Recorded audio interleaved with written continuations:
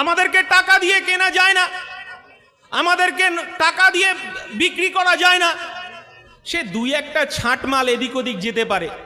আমরা তো দেখেছি যে পশ্চিম বাংলায় সিপিএম এর অনেক ছাঁট মাল, তারা বড় বড় নেতা হয়েছে, বড় বড় কথা বলছে। তাই আমাদের দলেও কিছু ছাঁটমালই বলছি, তাদেরকে পাত্তা দেবেন না। কারণ আমরা ইতিহাসে পড়ব যে 2023 সালে 21শে জানুয়ারি গরিব খেটে খাওয়া শ্রমজীবী মানুষের তাদের অধিকার পুনঃপ্রতিষ্ঠা করার জন্য, গরিব খেটে খাওয়া শ্রমজীবী মানুষের তাদের অধিকারকে পাইয়ে দেওয়ার জন্য নওশাদ সিদ্দিকী এই হাতিশালায় এই 6 লেনে আক্রান্ত হয়েছিল। আমরা যেমন ইতিহাসে পড়ব, তেমনি আমরা ইতিহাসে পড়ব, আমার নতুন প্রজন্ম পড়ব। আমরা লজ্জায় একজন ভারতীয় হিসেবে মাথা হেঁট হয়ে যায়। কয়লা চোরের ইতিহাস, গরু চোরের ইতিহাস, আমরা শিক্ষায় দুর্নীতির ইতিহাস, মিড ডে মিলের ইতিহাস, চুরি করার ইতিহাস আমার নতুন প্রজন্ম পড়বে। আমরা ইন্ডিয়ান সেকুলার ফ্রন্ট বলছি যে আমরা দেখেছি মমতা বন্দ্যোপাধ্যায় এই পশ্চিম বাংলায় জমি যার নাঙল যার জমি তার। আমরা ইন্ডিয়ান সেকুলার ফ্রন্ট বলছি জমি আন্দোলনের মধ্য দিয়ে, আমরা দেখেছি সিঙ্গুর আন্দোলনের মধ্য দিয়ে সেদিনকে মমতা বন্দ্যোপাধ্যায় পশ্চিম বাংলার মানুষ সেদিনকে তাকে বিশ্বাস করেছিল। পশ্চিম বাংলায় 2011 সালে বামফ্রন্ট সরকারের পতন ঘটিয়ে মমতা বন্দ্যোপাধ্যায় ক্ষমতায় এসেছিলেন, তার স্লোগানকে বিশ্বাস করেছিল পশ্চিম বাংলার মানুষ। সব হাতে কাজ চাই, সব পেটে ভাত চাই, এই পশ্চিম বাংলার মানুষ বিশ্বাস করেছিল যে সবার পেটে ভাত দিতে হবে। আর তিনি আর একটা কথা বলেছিলেন, দলতন্ত্র নয় গণতন্ত্র। আর পশ্চিম বাংলার আকাশে বাতাসে ধ্বনিত হচ্ছে যেখানে আইএসএফ জিতেছে, যেখানে বিরোধীরা জিতেছে, সেখানে নাকি তৃণমূলের সরকার কাজ করবে না। আমরা ইন্ডিয়ান সেকুলার ফ্রন্ট তার প্রতিবাদ জানাই, কারণ উন্নয়ন কখনো থেমে থাকবে না, উন্নয়নের কাজ উন্নয়নের গতিতেই চলবে। কিন্তু মানুষ তো শান্তিতে বসবাস করতে চাইছে, মানুষ তো সুখে বসবাস করতে চাইছে। আমার যারা ছোট ছোট ভাই, ছোট ছোট বোন আছে, তারা সন্ধ্যাবেলা রাতের বেলা কলেজ থেকে ফিরতে চাইছে। কিন্তু এই পশ্চিম বাংলার ইতিহাস, পশ্চিম বাংলার সংবিধান, আমরা আবার একটা অন্ধকারের দিকে চলে গেলাম। আমরা এই পাশে আপনারা জানেন যে আমাদের পাশে যে আমাদের যেটা ওই আপনার শিপ্রা ঘোষ, আমাদের যে শাসন 2 নম্বর শাসনে 2 নম্বরে আমরা দেখলাম যে সেখানে আমাদের মহামান্য কলকাতা হাইকোর্টের রায়, সেখানে সে রায় দিল যারা সেই অন্যায়ের সঙ্গে যুক্ত, যারা আমাদের সেই বোনটাকে ধর্ষণ করে খুন করে তাকে তার শরীরটাকে ছিন্নভিন্ন করে দিয়েছিল, শাসক দল সেখানে কি হলো, শাসক দলের গুন্ডারা সেখানে ছাড় পেয়ে গেল। আমরা তাদেরকে দোষ দিচ্ছি না। সেদিনকে মাননীয় মুখ্যমন্ত্রী সেদিনকে উপস্থিত হয়ে বলেছিলেন আমি ফাস্ট ট্র্যাক কোর্টে রাজ্য সরকারের যত রকম সহযোগিতা আছে সেদিন আমরা সহযোগিতা করব যাতে দোষীরা শাস্তি পায়। কিন্তু দিদি সেদিনকে বলেছিল যে দলতন্ত্র নয় গণতন্ত্র চাই। আর দিদির শাসন ব্যবস্থা, দিদির পুলিশ প্রশাসন প্রমাণ করে দিল সেখানে শাসক দলের খুনি গুন্ডারা, সেখানে মহামান্য কলকাতা হাইকোর্ট যা পুলিশ তথ্য দিয়েছে সেই তথ্যর ভিত্তিতে আমরা সেই আইন দেখলাম, সেখানে গুন্ডারা ছাড় পেয়ে গেল। আমরা দেখেছি এই পশ্চিম বাংলায় কোটি কোটি টাকা খরচ করে দীঘাতে আমাদের জগন্নাথ মন্দির হচ্ছে। আমরা সেটা বলছি, বারণ করছি না, হোক। কিন্তু আমরা যারা রাজনীতি করি আমরা তো প্রত্যেকটা এক একটা ধর্মের অনুসারী। কিন্তু আমাদের রাজনৈতিক দলগুলো কেন ধর্ম নিয়ে আমরা মাতামাতি করব?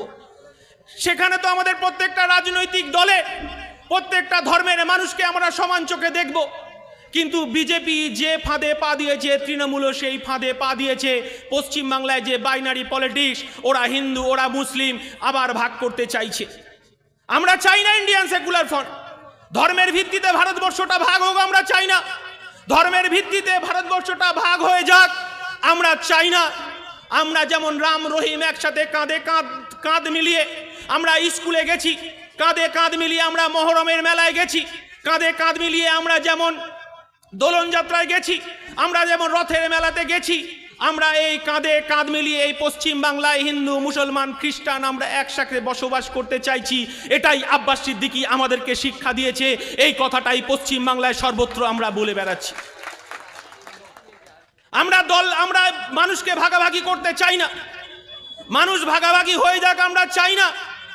কিন্তু আমরা যখন ছোট ছিলাম আমরা তখন সেদিনকে দেখেছি, আমরা যেমন মহরম খেলাতে আমরা হিন্দু বন্ধুরা মিলে যখন মহরম মেলায় গিয়ে আমরা পাঁপড় ভাজা খেয়েছি, আমরা ঘুগনি খেয়েছি, আমরা চপ খেয়েছি, ঠিক তেমনি আমার ঈদের অনুষ্ঠানেও আমরা গিয়ে সেখানে সিমুই খেয়েছি।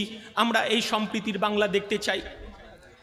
1992 সাল যেদিনকে আমরা দেখলাম, আজকে এখানে যারা রক্ত দিচ্ছেন, আজকে যারা এখানে উপস্থিত হয়েছেন, আর যারা এখনো পর্যন্ত ভয়ে দূর থেকে আমাদের এই মাইকে কান রেখেছেন, তাদেরকে আমাদের দলের পক্ষ থেকে নতুন ভোরের স্বপ্নের জন্য নওশাদ সিদ্দিকীর নেতৃত্বে আবার একটা নতুন বিপ্লব এবং নতুন পরিবর্তন আমরা করতে চাইছি। সেদিন হাতিশালায়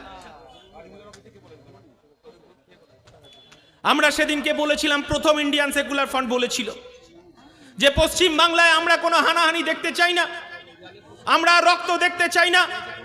আমরা পঞ্চায়েত নির্বাচনকে রক্তপাতহীন নির্বাচনের ডাক দিয়েছিলাম আমরা পঞ্চায়েত নির্বাচনের আগে। সেদিনকে আমরা বলেছিলাম গরিব মানুষের জব কার্ডের টাকা ফেরত দিতে হবে। আপনার বিধায়ক, আমার দলের চেয়ারম্যান প্রধানমন্ত্রীকে প্রথম চিঠি লিখেছে যে এই ভাঙড় সহ পশ্চিম বাংলায় যারা 100 দিনের কাজের টাকায় কাজ করেছেন তাদের টাকা ফেরত দেওয়ার দাবিতে তিনি সর্বপ্রথম তার এমএলএ প্যাডে চিঠি লিখেছেন প্রধানমন্ত্রী নরেন্দ্র মোদীকে। আমরা কি দেখলাম? আমরা দেখলাম জব কার্ডের টাকা নিয়ে যখন পশ্চিম বাংলা ইডি, সিবিআই, হাইকোর্টের নির্দেশে যখন কয়লা চুরি থেকে শুরু করে, গরু পাচার থেকে শুরু করে, শিক্ষার নিয়োগ দুর্নীতি থেকে শুরু করে এবং সর্বোপরি বালি পাচার থেকে শুরু করে যখন সিবিআই, ইডি, সারদা, নারদা থেকে ইডির তৎপরতা শুরু হয়েছে, তখন আমরা দেখেছি এই পশ্চিম বাংলায় নবজোয়ারের যিনি সেনাপতি অভিষেক বন্দ্যোপাধ্যায়, কখনো তাকে দেখেছি হাইকোর্টে গিয়ে সিঙ্গেল বেঞ্চ তার রিজেক্ট করেছে রক্ষা কবচ, তিনি ডবল বেঞ্চে গেছেন। ডবল বেঞ্চ যখন তাকে রক্ষা কবচ রিজেক্ট করেছেন তখন তিনি সুপ্রিম কোর্টে গেছেন। যখন এই পশ্চিম বাংলায় যুক্তরাষ্ট্রীয় পরিকাঠামোয় কেন্দ্রীয় সরকার যখন 100 দিনের কাজের টাকা বন্ধ করে দিল, তখন আমার অভিষেক বন্দ্যোপাধ্যায়ের একবারও মনে হলো না যে আমাকে সুপ্রিম কোর্টে গিয়ে মামলা করতে হবে। আমরা চাই যে 100 দিনের কাজের টাকা গরিব খেটে খাওয়া শ্রমজীবী মানুষ না পেলে আমার দলের চেয়ারম্যান, আপনার বিধায়কের নেতৃত্বেই আমরা সুপ্রিম কোর্টে মামলা করব গরিব মানুষকে টাকা পাইয়ে দেওয়ার জন্য। এটাই ইন্ডিয়ান সেকুলার ফ্রন্ট, এটাই আমরা বিকল্পের কথা বলছি যে গরিব খেটে খাওয়া মানুষ 100 দিনের কাজ করেছে, সে টাকা পাবে না কেন? কি লজ্জার ব্যাপার! পশ্চিম বাংলায় যেটা আমরা কোনোদিন দেখিনি। আমাদের নতুন ভবিষ্যৎ, আমাদের নতুন প্রজন্ম ইতিহাসে পড়তে হবে, নতুন প্রজন্মকে ইতিহাসে পড়তে হবে